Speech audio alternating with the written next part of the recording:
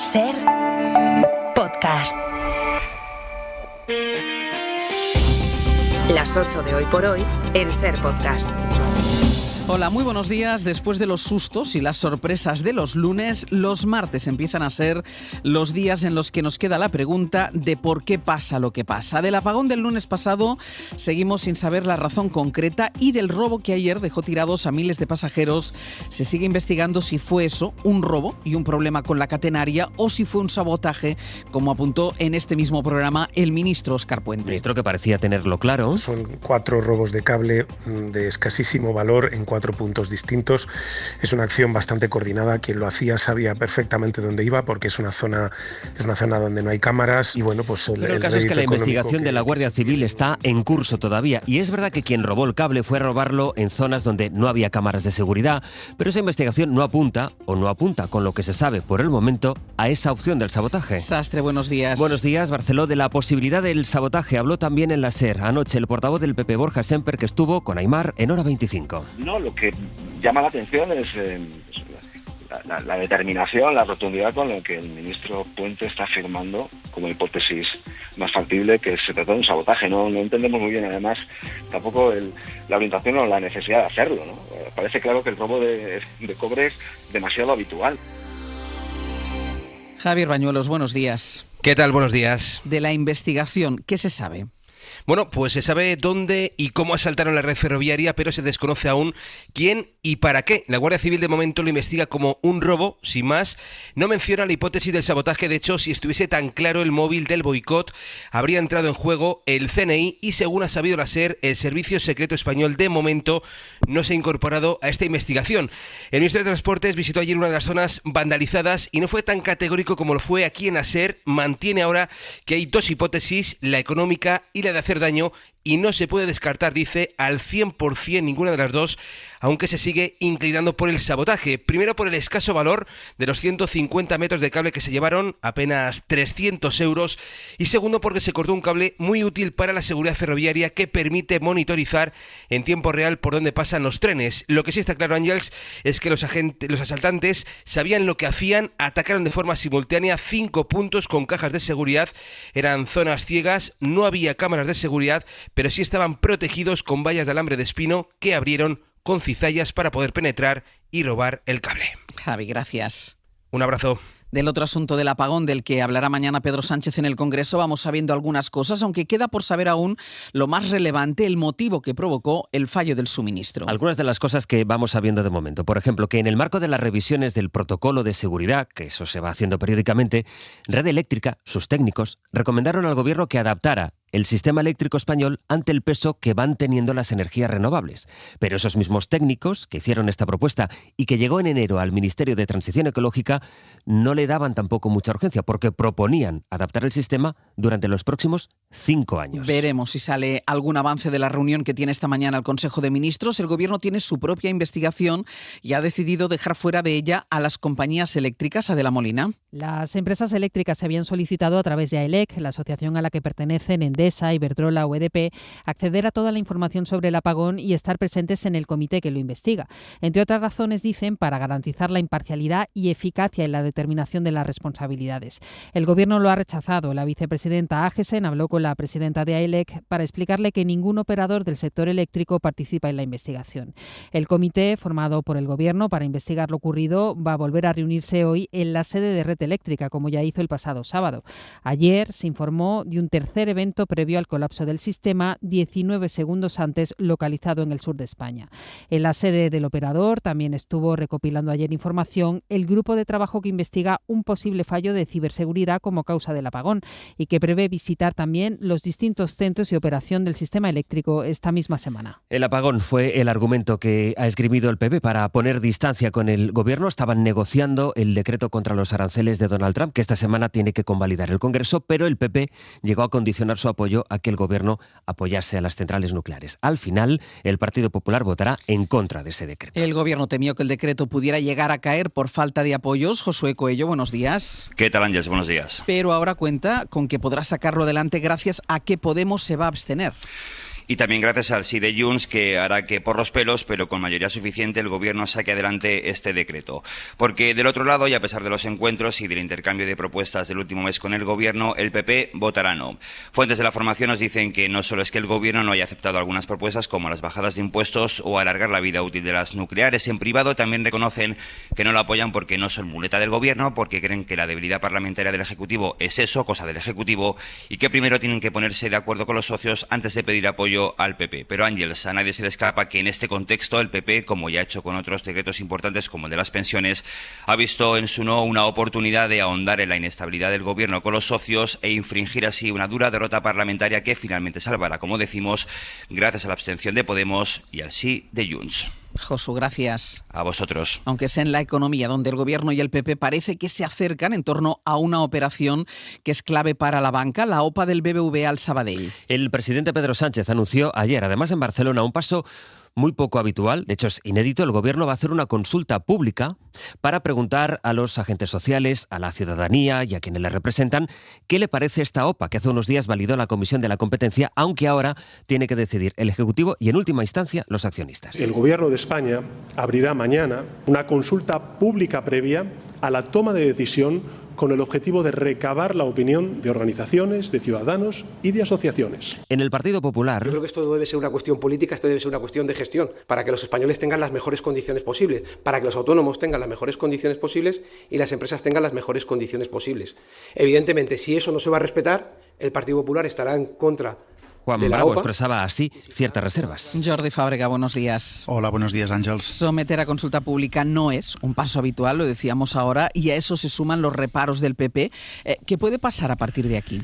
La apertura de esta consulta pública no cambia ni los plazos ni tampoco la intención del Gobierno, pero sí permitirá al Ejecutivo recabar argumentos y opiniones básicamente en contra de esta OPA de BBVA sobre Sabadell, porque ya hemos escuchado a la mayoría de patronales, de empresas y a los sindicatos rechazar la compra de Sabadell por parte de BBVA. Hubo además unas 70 entidades que pidieron sin éxito ser escuchadas por la Comisión Nacional de Mercados y la Competencia y que ahora sí podrán opinar y ser escuchadas por el Gobierno. Hay que recordar que el Ministerio de Economía tiene hasta el 23 de mayo para llevar al Consejo de Ministros ese dictamen de competencia y a partir de ese momento se abre un periodo de 30 días más en los que el Gobierno puede endurecer las condiciones para aprobar la operación, siempre utilizando criterios de interés general. No puede utilizar argumentos de excesiva concentración ni de competencia. Así que esta consulta pública lo que va a hacer es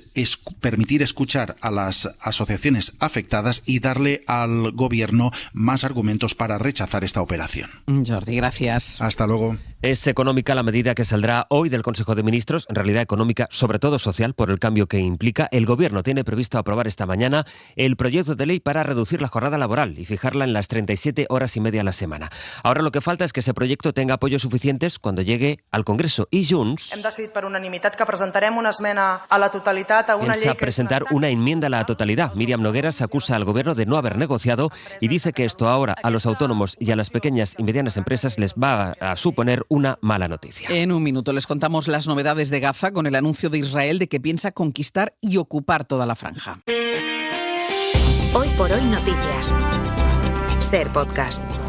Va a estar en este programa el presidente del Consejo Europeo, Antonio Costa, al que le vamos a poder preguntar qué le parece a Europa el último plan de Israel, con el que parece que pone al fin todas las cartas sobre la mesa. El gobierno de Netanyahu ya habla de ocupar, de tomar toda la franja.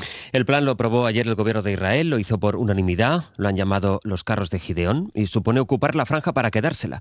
Es lo que han pedido siempre las voces más ultras de Israel, cuyo gobierno tiene su principal aliado internacional en Donald Trump, que llegó a recomendar, lo recordarán, tomar la franja para convertirla en un resort. Lo cierto es que mientras aprueba este plan, Israel sigue masacrando Gaza, ¿Bayo? Sí, se cumplen 50 días ya desde la ruptura del alto el fuego por parte del ejército de Netanyahu, que solo esta madrugada ha matado a otras 4 personas, incluido un niño, en distintos puntos de la franja. El mismo enclave palestino que el gobierno israelí reconoce ahora que pretende ocupar por completo y de manera indefinida. Esta vez nuestros soldados no entrarán y después se retirarán, afirmaba ayer Benjamin Netanyahu en un mensaje en la red social X en la que anticipaba la llamada a filas de miles de reservistas que permanecerán en los territorios palestinos, dice, que tomen en ese enclave. Por fin conquistaremos Gaza y haremos limpieza, ya no temeremos a esa palabra ocupación, decía ayer jubiloso el ministro de Finanzas, el ultra Smotrich. El plan de Netanyahu tomará forma a partir del 15 de mayo si Hamás no libera antes a los 59 rehenes que continúan en su poder. De facto, va a suponer un nuevo desplazamiento forzoso de la población civil palestina, que además del arrasamiento de las bombas de su territorio, también sufre el bloqueo de la entrada humanitaria desde hace más de 2 meses. Hablaremos esta mañana de la dramática situación de Gaza con Antonio Costal, que podremos preguntar también por el avance de los partidos ultras, que como en el caso de Rumanía han ganado las elecciones. Le podremos preguntar cómo ve la situación política aquí en España o en Alemania, cuyo Parlamento va a elegir hoy a su nuevo canciller. A partir de las 9 empieza esa sesión del Bundestag. El conservador Friedrich Merz, con un discurso más duro con la inmigración, se convertirá en el nuevo primer ministro de la gran potencia europea después de la alianza que ayer mismo escenificó con los socialdemócratas y con el dilema de qué va a hacer con AfD, partido con 10 millones de votantes y al que los servicios de inteligencia han calificado como un partido extremista incompatible con el orden democrático de Alemania. Berlín, Carmen Viñas. Día grande hoy en el Parlamento alemán. Si todo sale según lo previsto, el líder democristiano, Friedrich Merz, se convertirá en el 10º canciller de la República Federal. Necesita mayoría absoluta en las 2 primeras votaciones, 316 votos. El bloque conservador y el socialdemócrata, que gobernarán en coalición, suman 328 escaños. A pesar del escaso margen, la elección de Merz en primera vuelta se considera bastante segura. Como paso previo, conservadores y socialdemócratas han firmado el acuerdo de coalición. Un pacto, según Merz, con el que el futuro gobierno pretende hacer avanzar el país con inversiones y reformas. También ha sido la despedida del canciller Olaf Scholz en una ceremonia militar anoche del más alto nivel. En einer Demokratie werden Ämter immer nur auf Zeit verliehen. En su discurso, el socialdemócrata ha apelado a la unidad de los ciudadanos como motor para la fortaleza del país y a la defensa de la democracia en estos tiempos difíciles. Y en Roma, a la pregunta de quién será el nuevo papa, empieza a acompañarla otra pregunta: ¿cuántos días durará el cónclave que empieza mañana y en el que los cardenales escogerán al sucesor de Francisco? Corresponsal Joan Solés. A partir de hoy se despliegan 4.000 policías que deberán garantizar la seguridad en territorio italiano.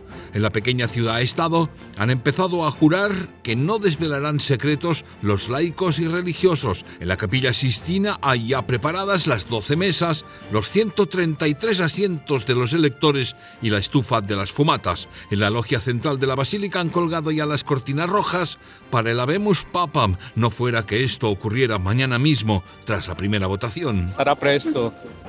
Será rápida la elección, cree el cardenal Sacco de Bagdad. En 2 días, asegura. Pensaba en 3-4 giorni. En 3 o 4 días, según el chileno Chomalí. En la elección de Juan Pablo II hubo 8 votaciones en 3 días. En la elección de Benedicto XVI y de Francisco, 4 y 5 respectivamente, en 2 días. Hoy por hoy noticias.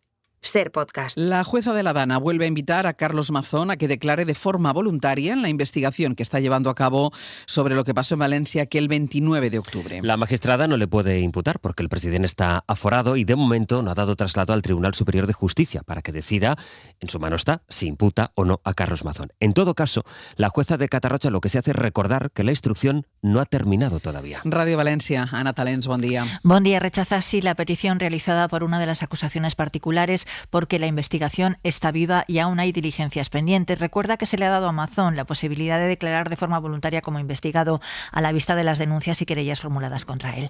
La juez ha vuelto a rechazar la imputación en la causa de la delegada del Gobierno Pilar Bernabé, dado que la protección civil es competencia autonómica y la patente inactividad se produjo en ese ámbito, el autonómico. En un auto dictado ayer, la titular de Instrucción 3 de Catarroja reitera que la declaración de emergencia nacional ni se declaró estatalmente ni se propuso por parte de la Administración Autonómica Valenciana, de la que formaban parte los 2 únicos investigados hasta ahora en esta causa, que son la exconsellera de Justicia, Salomé Pradas, y su entonces secretario autonómico de Emergencias, Emilio Argüeso. Hoy también el juez del Supremo que investiga a José Luis Ábalos por el caso Koldo tomará declaración a la que fuera su pareja y Miss Asturias, Claudia Montes. Según un informe de la UCO, Montes pudo haber sido contratada irregularmente por la empresa Logirail, vinculada al Ministerio, gracias a la influencia del ex número 3 del PSOE. Y este viernes se cumplen 80 años del final de la Segunda Guerra Mundial, en un aniversario marcado por la invasión rusa de Ucrania y por la tensión entre Estados Unidos y sus aliados históricos. En Reino Unido, los actos conmemorativos han empezado con un gran desfile militar. Corresponsal en Londres, Lucas Font. El desfile de este lunes en Londres ha sido el pistoletazo de salida a una semana cargada de actos conmemorativos por el 80 aniversario del fin de la Segunda Guerra Mundial. Más de 1.300 soldados del ejército británico, miembros de la Guardia Real y efectivos de países de la OTAN y de la Commonwealth, además de un aplaudido regimiento de soldados ucranianos, han participado en este acto, que ha congregado a miles de personas con el objetivo de homenajear a los veteranos y a los que murieron defendiendo la libertad y los valores democráticos. Vivimos en un mundo complejo en el que tenemos que recordar las lecciones aprendidas, especialmente a los más jóvenes, para evitar que vuelvan a repetirse, explica Edmund, uno de los asistentes. El desfile ha estado presidido por los principales miembros de la familia real, con Carlos III a la cabeza, y por el primer ministro Keir Starmer, quien ha anunciado un nuevo programa de 60 millones de euros para apoyar a los veteranos de guerra. Y en 10 minutos el abierto. Esta mañana vamos a compartir el análisis con Cristina Monge, Joan Subirats e Ignasi Guardán. Para no perderte ningún episodio, síguenos en la aplicación o la web de la SER, Podium Podcast o tu plataforma de audio favorita.